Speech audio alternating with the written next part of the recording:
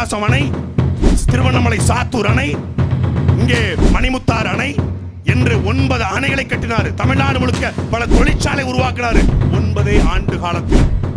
இவன் காமராஜருடைய சிலை இருக்கு, நம்ம எல்லாரும் பார்த்திருப்போம். காமராஜர் சிலை நம்ம ஊரு பாவூர் சிலை இருக்கு, பல ஊர்ல இருக்கு. ஒவ்வொரு சிலையும் எப்படி இருக்கும்? 2 குழந்தைகளை காமராஜரை அழைத்து கொண்டு போவார். எங்க அழைச்சிட்டு போறாரு? பள்ளிக்கூடத்துக்கு படிப்பதற்காக குழந்தைகளை காமராஜர் அழைச்சிட்டு போறாரு. அவர் பள்ளிக்கூடத்துக்கு கூட்டு போனாரு, படிக்க வச்சாரு.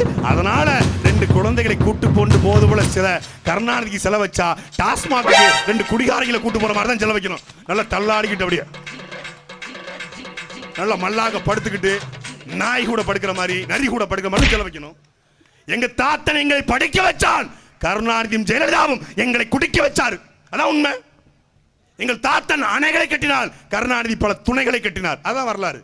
1970 காமராஜர் சாகும் வரை காமராஜரை இழிவுபடுத்திய திமுக. காமராஜர் கன்னியாகுமரியில் போட்டியிடுகிறார்.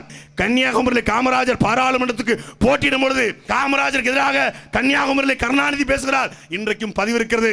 காமராஜரை, உங்களுடைய ஓட்டு வந்த நாடாருக்கா இல்லை சொந்த நாடாருக்கா?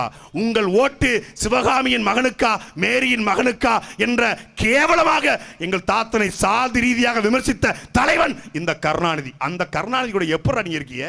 எப்படி இருக்கீங்க? தரித்திரம் முடிச்ச மூதேவி, உன் கதை என்னடா காரி துப்புற மாதிரி இருக்கு.